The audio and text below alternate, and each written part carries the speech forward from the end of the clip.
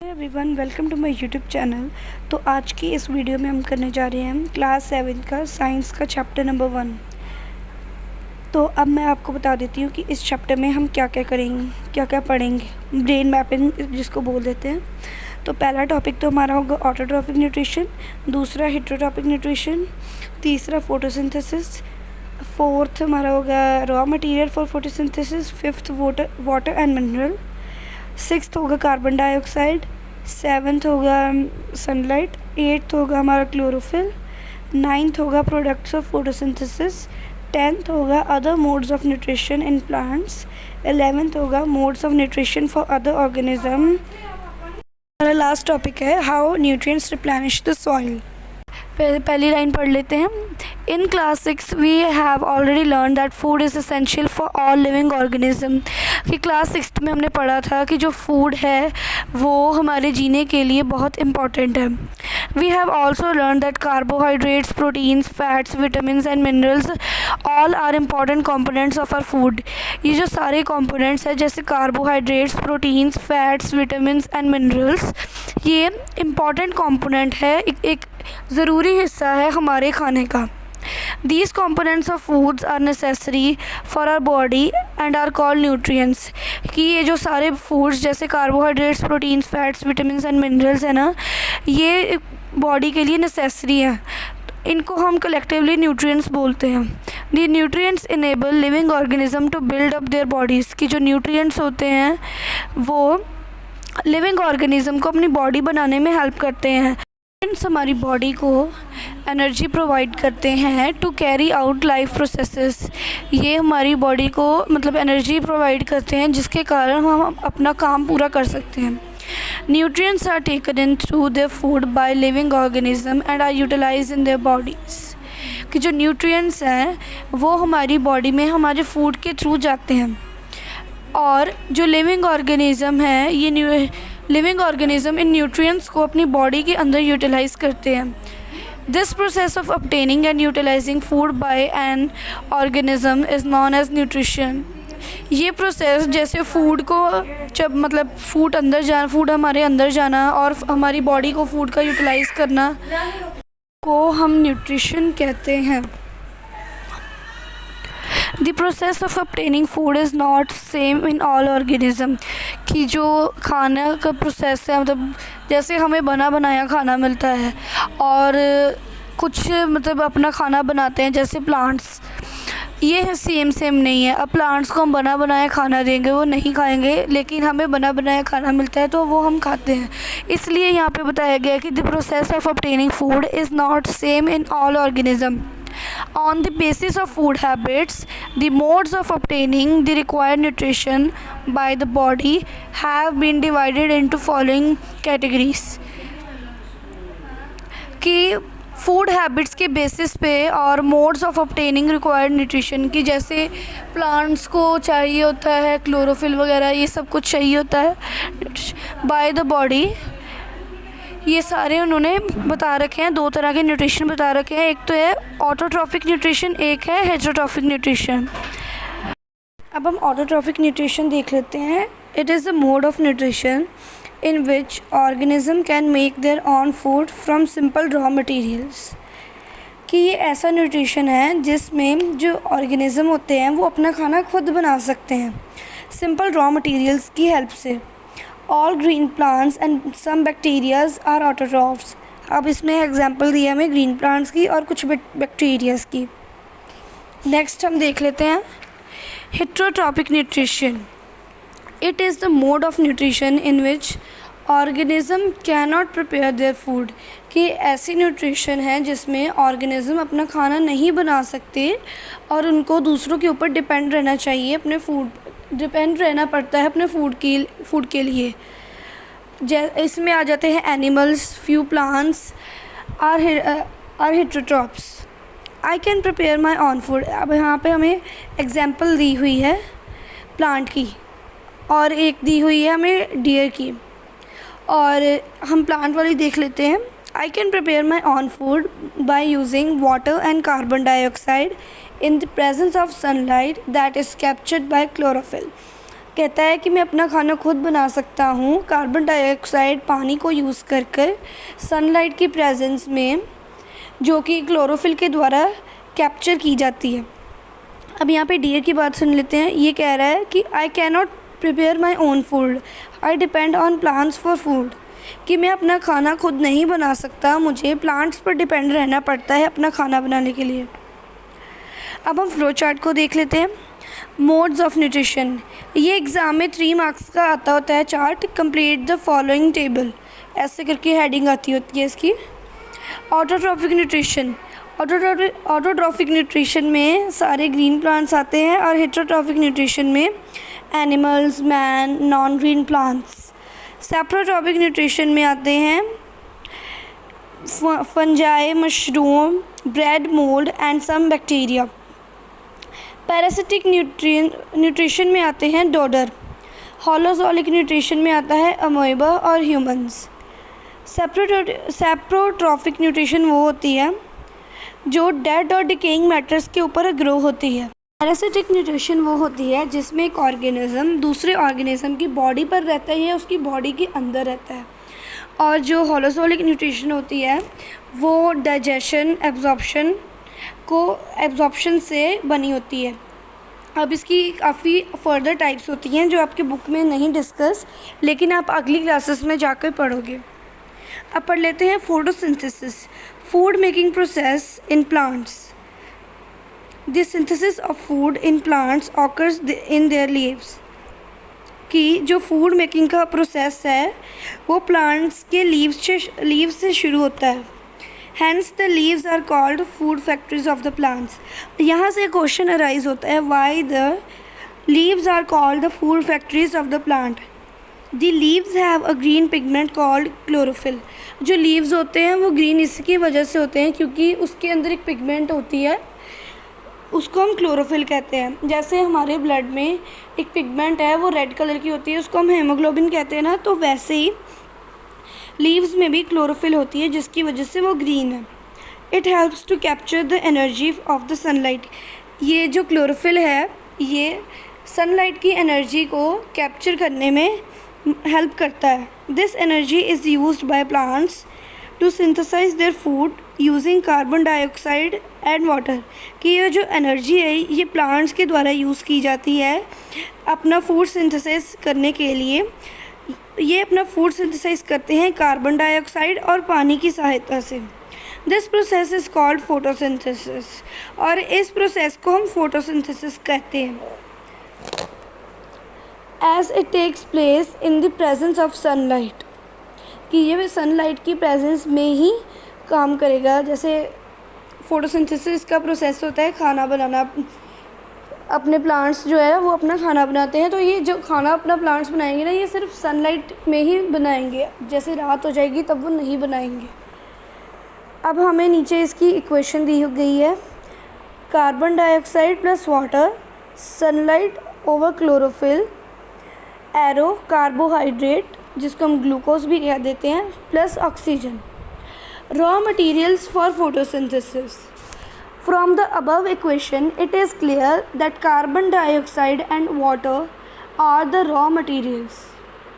कि जो हमने अभी इक्वेशन पढ़ी है उससे हमें ये पता चला है कि जो कार्बन डाइऑक्साइड एंड वाटर है वो रॉ मटेरियल है फोटोसिंथेसिस के प्रोसेस के लिए। For this process chlorophyll and presence of sunlight are also necessary. कि ये प्रोसेस के लिए, फोटोसिंथेसिस के प्रोसेस के लिए क्लोरोफिल और सनलाइट का होना बहुत ज़रूरी है, क्योंकि अगर क्लोरोफिल होगा तभी जो प्लांट है वो सनलाइट को अट्रैक्ट करेगा। अगर सनलाइट ही नहीं होगी तो फिर उनका खाना नहीं बनेगा, इसलिए ये दोनों चीज़ें होना ज़रूरी है। Since food is synthesised in leaf, all the raw materials need to reach there. जब सारा फूड सिंथेसाइज हो जाता है तो सभी जो रॉ मटेरियल है वो वहाँ पर पहुँच जाते हैं। Water and minerals from the soil, ये हमें नीचे एक चार्ट सा दिया हुआ है, raw material photosynthesis, raw material for photosynthesis का चार्ट दिया हुआ है कि जो फोटोसिंथेसिस है वो रॉ मटेरियल कहाँ से लेता है। Water and minerals from the soil, carbon dioxide from the air. अब हम वाटर एंड मिनरल्स को फर्दर ब्रीफली पढ़ लेते हैं। These are absorbed by roots from the soil. जो वाटर एंड मिनरल्स है ना, वो हम सॉइल की हेल्प से लेते हैं, ठीक है। From here water and minerals are transported to other parts of the plants by the vessels. कि जो वाटर एंड मिनरल्स है ना, ये प्लांट का एक पार्ट होता है, उसकी हेल्प से ये मिनरल्स एंड वाटर्स ट्रांसपोर्ट होते हैं प्लांट की बॉडी के अंदर, और इनको हम कहते हैं वेसल्स। अब वेसल्स की हमको इक्वेशन दी है, vessels are tubes that run throughout the root, the stem, the branches and the leaves. कि जैसे हमारी बॉडी में वेसल्स होती हैं, ब्लड वेसल्स होती हैं, ऐसे प्लांट्स की बॉडी में भी वेसल्स होती हैं जो उनकी पूरी बॉडी में प्रेजेंट होती है। जैसे उनकी रूट्स में प्रेजेंट होती है, उनकी स्टेम में प्रेजेंट होती है, उनकी ब्रांचेस में प्रेजेंट होती है, और उनके लीव्स में भी प्रेजेंट होती है। You will learn more about this in chapter 8। कि आप इसके बारे में और पढ़ोगे चैप्टर नंबर 8 में। अब हम पढ़ते हैं कार्बन डाइऑक्साइड के बारे में। Plants take carbon dioxide from the atmosphere. जो प्लांट्स है वो कार्बन डाइऑक्साइड एटमॉस्फेयर से लेते हैं। जैसे हम ऑक्सीजन लेते हैं वैसे ही प्लांट कार्बन डाइऑक्साइड लेते हैं। जो हम कार्बन डाइऑक्साइड छोड़ते हैं वही प्लांट्स लेते हैं। Carbon dioxide enters the leaf through tiny pores present on the surface of leaves. Such pores are called stomata. जो कार्बन डाइऑक्साइड है वो लीफ का जो सरफेस है उसके ऊपर टाइनी पोर्स होते हैं जिसको स्टोमेटा बोलते हैं, उसकी हेल्प से वो अंदर जाती है। अब फर्दर आपको स्टोमेटा का फंक्शंस भी पूछेंगे। जैसे आपको एग्ज़ाम में क्वेश्चंस आ जाते हैं, what are the functions of stomata. आप लिख सकते हो these have to exchange gases during the process of photosynthesis और respiration. The stomata are surrounded by special cells called guard cells. जो स्टोमेटा है वो स्पेशल सेल्स की हेल्प से सराउंडेड होते हैं जिनको हम गार्ड सेल कहते हैं। Sunlight is the light and energy that comes from the sun. Sunlight क्या होती है, ये इसकी इक्वेशन यहाँ पे आती है। अगर पेपर में आपको पूछते हैं कि व्हाट इज़ सनलाइट, तो आप ये आंसर लिख सकते हो। इसका आपको 1 मार्क्स ज़रूर मिलेगा और ये 1 मार्क का ही क्वेश्चन आता होता है। Sunlight is the light and energy that comes from the sun. कि जो सनलाइट है वो वाली लाइट है और एनर्जी है जो सन से आती है। During photosynthesis the plant use the energy of sunlight to prepare food. Photosynthesis के दौरान जो प्लांट्स होते हैं वो सनलाइट की एनर्जी का यूज़ करते हैं अपना खाना बनाने के लिए। जैसे हम LPG गैस यूज़ करते हैं वैसे ही प्लांट्स जो हैं वो सनलाइट को यूज़ करते हैं। That is why the food making process in plants is called photosynthesis. अब इसको फ़ोटो का मीनिंग होता है लाइट और सिंथेसिस का मीनिंग होता है टू कंबाइन। इसको इकट्ठा बोले तो ये हो जाता है फोटोसिंथेसिस। और आप इसकी फ़ोटोसिंथेसिस की इक्वेशन पिछले पेज पे थी, आप उसको अंडरलाइन ज़रूर कर लेना, पेपर में काफ़ी बार पूछी जाती है। Chlorophyll. The leaves are green due to the present of a pigment called chlorophyll. कि जो लीव्स होते हैं वो ग्रीन इसलिए होते हैं क्योंकि उनमें अंदर एक पिगमेंट प्रेजेंट होती है जिसको हम कहते हैं क्लोरोफिल। ये लीव्स को it helps the leaves to capture solar energy. ये जो क्लोरोफिल है ना, ये लीव्स को हेल्प करता है सनलाइट अब्जॉर्ब करने में, जिसको हम सोलर एनर्जी भी कह देते हैं। This energy is use to prepare food from carbon dioxide and water. कि ये जो एनर्जी है ये यूज़ होती है खाना बनाने के लिए फ्रॉम कार्बन डाइऑक्साइड और वाटर। ये खाना बनाने के लिए यूज़ होती है और खाना किससे बनता है, कार्बन डाइऑक्साइड एंड वाटर से। Photosynthesis is a unique process. It is the process that supplies food directly or indirectly for all living organism. कि photosynthesis जो प्रोसेस है ये एक यूनिक प्रोसेस है क्योंकि ये प्रोसेस जो है ये फूड सप्लाई करता है सभी को, डायरेक्टली भी और इनडायरेक्टली भी। जो हमारे जैसे ह्यूमंस हैं उनको ये प्रोवाइड करता है इनडायरेक्टली, और जो प्लांट्स हैं उनको डायरेक्टली। अगर देखो फोटोसिंथेसिस प्रोसेस नहीं होगा तो प्लांट ख़त्म हो जाएगा। अब जो प्लांट ख़त्म हो गया तो हम उसको कंज्यूम नहीं कर पाएंगे। इसी कारण ये लाइन में हमको बताया गया है कि जो फोटोसिंथेसिस है ये फूड डायरेक्टली या इनडायरेक्टली सप्लाई करता है सभी लिविंग ऑर्गेनिज्म को। The energy of sun thus get passed on to all organism through plants. जो सन की एनर्जी है वो सभी ऑर्गेनिज्म तक पहुंच जाती है प्लांट्स की हेल्प से। Plants also provide oxygen needed bye all organism for respiration. कि जो प्लांट्स है वो हमें ऑक्सीजन प्रोवाइड करते हैं रेस्पिरेशन के प्रोसेस के लिए। क्या हम अपनी लाइफ को अर्थ पर ऐसे इमेजिन कर सकते हैं in the absence of photosynthesis? हम नहीं कर सकते, क्योंकि अगर फोटोसिंथेसिस नहीं होगा तो जो प्लांट्स हैं वो ऑक्सीजन नहीं छोड़ेंगे, ना ही वो अपना खाना बनाएंगे, जिसकी वजह से वो प्लांट्स ख़त्म हो जाएगा और फिर वो प्लांट हमें भी कंज्यूम करने को नहीं मिलेगा। तो हम अपनी लाइफ बिल्कुल भी इमेजिन नहीं कर सकते फोटोसिंथेसिस प्रोसेस के बिना। Products of photosynthesis. The initial product of photosynthesis is carbohydrate, जिसको हम ग्लूकोज भी कह देते हैं। It next gets converted to starch, whose presence in the leaves indicates the occurrence of photosynthesis। कि जो ग्लूकोज है वो स्टार्च में कन्वर्ट हो जाता है जो कि लीव्स में प्रेजेंट होता है। It indicates the occurrence of photosynthesis. कि फिर देन इसकी हेल्प से फोटोसिंथेसिस प्रोसेस कंटिन्यू होता है। Carbohydrates contain carbon, hydrogen and oxygen. कि जो कार्बोहाइड्रेट्स होते हैं वो कार्बन को कंटेन करते हैं, हाइड्रोजन होता है उनमें, हाइड्रोजन जिसको हम वाटर भी बोल देते हैं, और oxygen. Some carbohydrates are also converted to protein and fats. कि जो कुछ कार्बोहाइड्रेट्स होते हैं वो प्रोटीन्स और फैट्स में भी कन्वर्ट हो जाते हैं।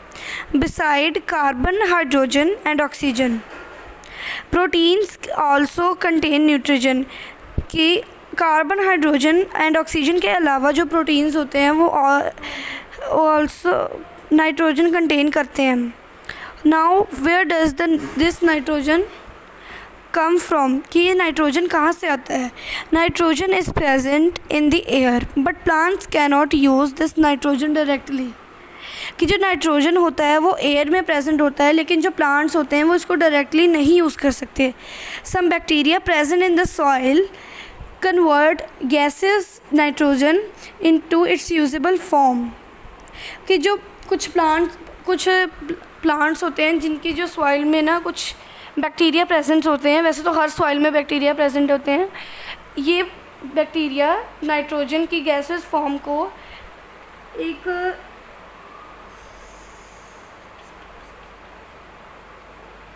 यूजेबल फॉर्म में कन्वर्ट कर देते हैं, which is soluble and is therefore absorbed by the roots along with water. कि फिर ये जो है ना, ये नाइट्रोजन ये रूट्स के द्वारा देन अब्जॉर्ब हो जाता है, और हम जब वाटर देते हैं प्लांट्स को ये वाटर के साथ भी एब्जॉर्ब हो जाता है। Roots are also able to absorb nitrogenous compounds. की जो रूट्स होते हैं वो नाइट्रोजनस कंपाउंड्स को भी एब्जॉर्ब कर लेते हैं। Present in the fertilisers that are added to the soil. कि जो रूट्स होते हैं वो नाइट्रोजनस कंपाउंड्स को भी एब्जॉर्ब कर लेते हैं जो फर्टिलाइजर्स में प्रेजेंट होते हैं। Other modes of nutrition in plants. Some plants cannot synthesize their own food because they don't contain chlorophyll। कि जो कई प्लांट्स होते हैं वो अपना खाना खुद नहीं बना सकते क्योंकि वो क्लोरोफिल नहीं कंटेन करते। Such plant depend on food produced by other plants। The mode of nutrition is therefore heterotrophic।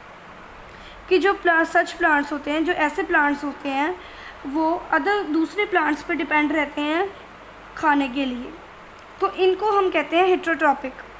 One such plant is cuscuta, जिसको हम डोडर भी बोल देते हैं। It can be observed as yellowish thread like structure without leaves growing on other plants. Cuscuta is a parasite. जैसे मैंने आपको पहले बताया कि जो पैरासाइट होता है वो किसी प्लांट के ऊपर रहता है या तो फिर उसकी बॉडी के अंदर रहता है, वैसे ही यहाँ पे कसकटा है। ये जो कसकटा है ये पीले रंग का होता है धागे की तरह, ये बिना पत्तों के होता है और ये दूसरे प्लांट पर उगता है। तो इसको हम इसलिए पैरासाइट कहते हैं।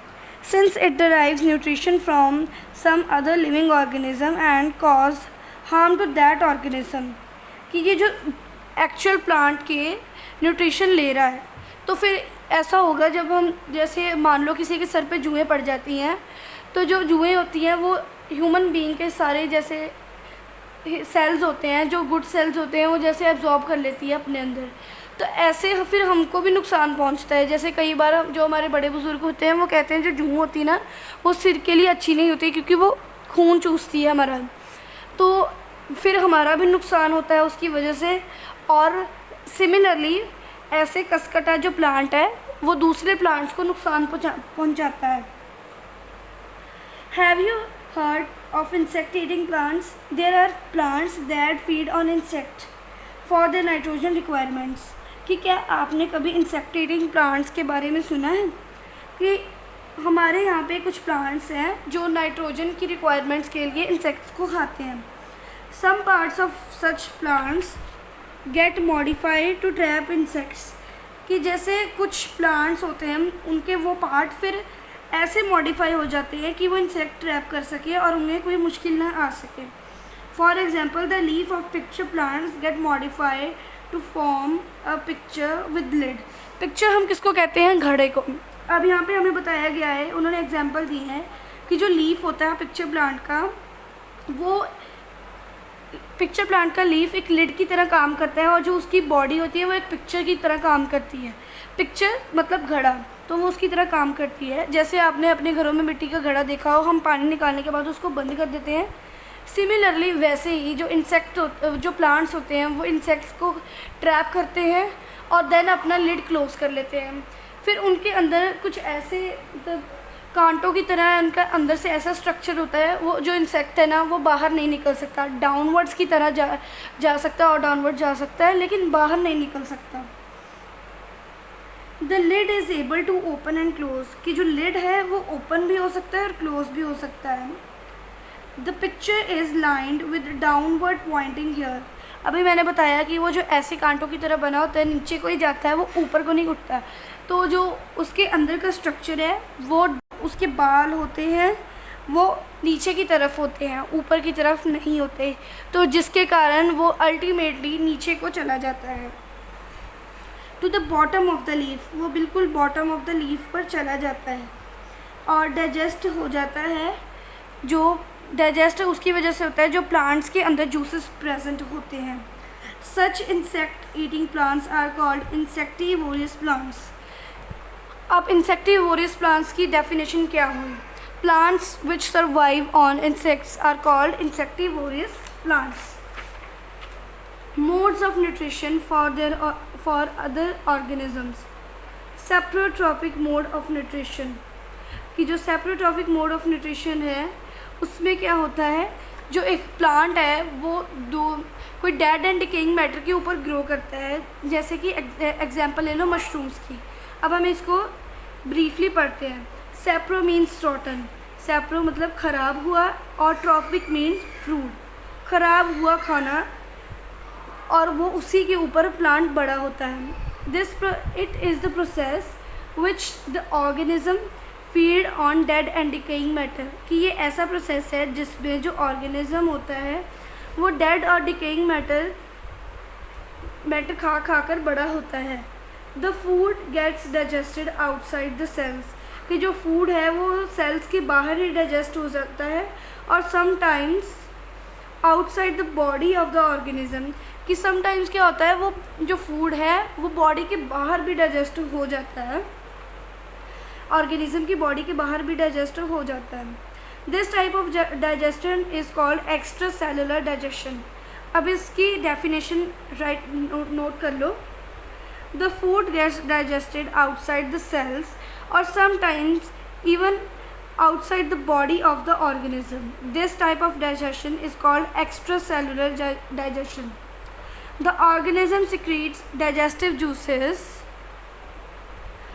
directly onto the food, कि जो organism है वो digestive juices secrete करता है, जिसके कारण जो खाना है वो अपने आप में ही digest हो जाता है। These digestive juices make the food soluble, जैसे हमारे माउथ में सलाइवा होता है वैसे ही यहाँ पे डाइजेस्टिव जूसेस होते हैं जो इनको सॉल्युबल फॉर्म में बना देते हैं। The organism then absorbs it, कि फिर जो ऑर्गेनिज्म होता है वो उसको एब्जॉर्ब कर लेता है।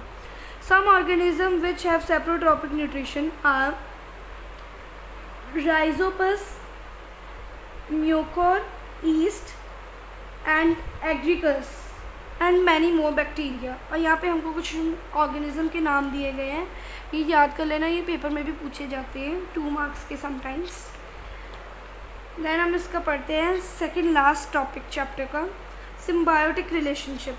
Sometimes 2 organism live in close association and develop a relationship which is beneficial to both, this is called symbiotic relationship. कि कई बार क्या होता है, 2 ऑर्गेनिज्म इकट्ठे रहना शुरू हो जाते हैं जो कि उन दोनों को बेनिफिट देता है। इस टाइप को हम कहते हैं symbiotic relationship. Some algae and fungi live in the roots of trees, कि जो कई बार एल्गी एंड फंजाई होते हैं वो ट्री की रूट्स पर इकट्ठे रहते हैं। दे receive shelter and nutrition from the tree, उनको रहने को भी एक स्थान मिल जाता है, जैसे ट्री की रूट्स मिल गई, और खाना भी वहाँ से मिल जाता है ट्री की रूट से। They receive shelter and nutrition from the tree, in return they help the trees to absorb water and minerals more efficiently. जो फिर ट्री होता है वो उसकी ये मदद करते हैं, वो उसको वाटर एब्जॉर्ब करने में और मिनरल एब्जॉर्ब करने में काफ़ी ज़्यादा कैपेबल बना देता है रूट्स को। Lichen is a living partnership between fungus and an algae, जो लीचन है वो फंगस और एल्गे के बीच में रहता है। The fungus absorb water and provide shelter, कि जो फंगस है वो वाटर और शेल्टर, फंगस वाटर एब्जॉर्ब करती है और शेल्टर प्रोवाइड करती है। The algae prepares food by photosynthesis, की जो एल्गे है वो फोटोसिंथेसिस के द्वारा खाना बनाती है, क्योंकि एल्गे का कलर ग्रीन होता है और उसमें फोटोसिंथेसिस अपने आप ही हो जाएगा फिर वो बाकी पार्ट्स को भी खाना देती है algae. Rhizobium is a bacterium that lives in the roots of leguminous plant, कि जो रिजोबियम है वो लेगुमिनियस प्लांट्स की रूट्स में रहता है। ये नाइट्रोजन एटमॉस्फेयर से लेता है और इसको यूजेबल फॉर्म में कन्वर्ट करता है। That can be utilise by the plants, कि जो प्लांट्स को यूटिलाइज कर सकते हैं ऐसी यूजेबल फॉर्म में वो कन्वर्ट करता है। The plant in turn provide food and shelter to the bacterium, कि जो फिर प्लांट है वो उसको फूड भी प्रोवाइड करता है। प्लांट फोटोसिंथेसिस करेगा तो ऑब्वियस उसको फूड प्रोवाइड करेगा, और शेल्टर तो रहने को मिल ही जाता है क्योंकि वो प्लांट की रूट्स में जो रहता है। अब आ जाते हैं इसके लास्ट पार्ट पर, how nutrients replenished in the soil. Plants remove nutrients from the soil as they grow, जो प्लांट है वो न्यूट्रिएंट्स को ख़त्म कर देते हैं सॉइल में से जब वो बड़े होते हैं। These nutrients need to be reintroduced, कि ये जो न्यूट्रिएंट्स हैं इनको री इंट्रोड्यूस होना चाहिए इनटू द सॉइल में इनको री इंट्रोड्यूस इसलिए होना चाहिए ताकि जो सॉइल है वो फर्टाइल बनी रहे और उसमें हम खेती बाड़ी जैसे प्लांट उगा लिया वगैरह वगैरह करते रहें। Farmers usually enrich the soil by adding manures and fertilisers, कि जो फार्मर होते हैं वो क्या करते हैं सॉइल में फर्टिलाइजर्स ऐड कर देते हैं और मैन्योर्स ऐड कर देते हैं, जिससे उसकी फर्टिलिटी बनी रहती है सॉइल की। These are materials that contain one or more of the nutrients. ये जो फर्टिलाइज़र और मैन्योर्स हैं ये ऐसे मटेरियल्स हैं जो एक और एक से ज़्यादा न्यूट्रिएंट्स देते हैं प्लांट्स को जो उनको चाहिए होते हैं। In a forest where no one goes to add fertilizer, the decomposition of leaves and other plant and animals matter enrich the soil with nutrients, कि जैसे जंगल में कोई नहीं अब जाता है, जैसे अमेज़ॉन जंगल ले लो, वो कितना घना है, वहाँ पे कोई नहीं गया होगा फर्टिलाइज़र या मैन्यूअर्स डालने में, वो खुद ही इतना बड़ा हुआ है क्योंकि वहाँ पर जो ऑटम का सीज़न आता है तो फिर पतझड़ होती है, तो वो जो पत्ते होते हैं या कुछ फ्लावर्स वगैरह होते हैं वो क्या होते हैं, वो कंपोस्ट में बन जाते हैं टाइम के साथ साथ। अब जैसे जंगल में शेर है, वो किसी एनिमल को खा जाता है, तो जो उसके रिमेनिंग बॉडी पार्ट्स हैं वो भी कंपोस्ट में कन्वर्ट हो जाएंगे, फिर वो सॉइल को अपने आप ही फर्टिलाइज़र्स मिलते रहेंगे। As we discussed just above, bacterium like rhizobium also help in making the soil rich in nitrogen। जैसे हमने अभी डिस्कस किया कि जो रिजोबियम है वो सॉइल को रिच बनाता है इन नाइट्रोजन में, वैसे ही जो लीव्स और एनिमल्स हैं वो सॉइल को रिच बनाते हैं नाइट्रोजन में और अदर थिंग्स में। अब नीचे हमें एक चार्ट दिया गया है, सॉइल कैसे फर्टाइल हो सकती है। Decomposition of dead parts of organism, bacteria like rhizobium, fertilizers and manures। इसी के साथ आपका ये चैप्टर फिनिश होता है। अगर आपको मेरी वीडियो हेल्पफुल लगी so kindly do like, share and subscribe. और मैं आपको मॉक टेस्ट दे रही हूँ 40 मार्क्स का, आप इसका स्क्रीनशॉट लो और इसको सॉल्व करो और मुझे कमेंट्स में बताना आपने कितने मार्क्स स्कोर किए। अगर आप चाहते हो मैं आपके साथ बैक एक्सरसाइज भी शेयर करूं तो इस वीडियो को ज़्यादा से ज़्यादा शेयर करो, लाइक करो और मेरे चैनल को सब्सक्राइब करो। Thanks for watching.